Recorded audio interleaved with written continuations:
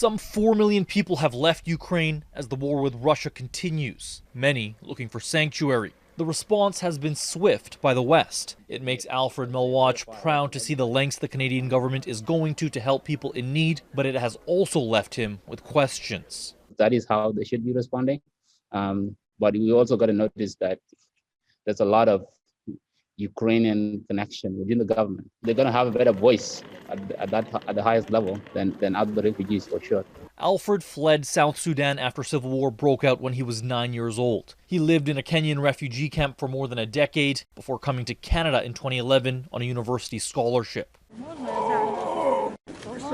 Seeing the speed and options Western nations have made available for Ukrainians has been evident to some NGOs. One human rights researcher says European countries like Poland have been championed for their ability to bring in the amount of people fleeing violence. But at the same time, they have introduced measures blocking others from entering the country. Helena Cesar with Amnesty International says several thousand Syrian migrants are trapped on the Polish border with Belarus after that country looked to deport them, and Poland refuses to grant the Syrians asylum. On the border with Ukraine, they're hailed as heroes, they're venerated.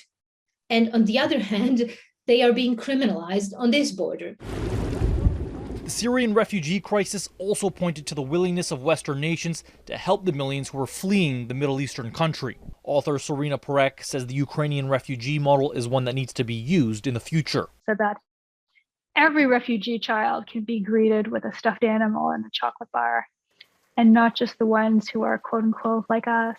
The visas Ottawa made available for Ukrainians with Canadian family are flexible, something that has never been done before. In a statement to Global News, the immigration minister says the country continues to resettle refugees from around the world, including the Middle East and North Africa. Sean Fraser says, quote, "We remain committed to the refugee resettlement program, and we will continue to welcome refugees to Canada as conditions allow." Kyle Benning, Global News.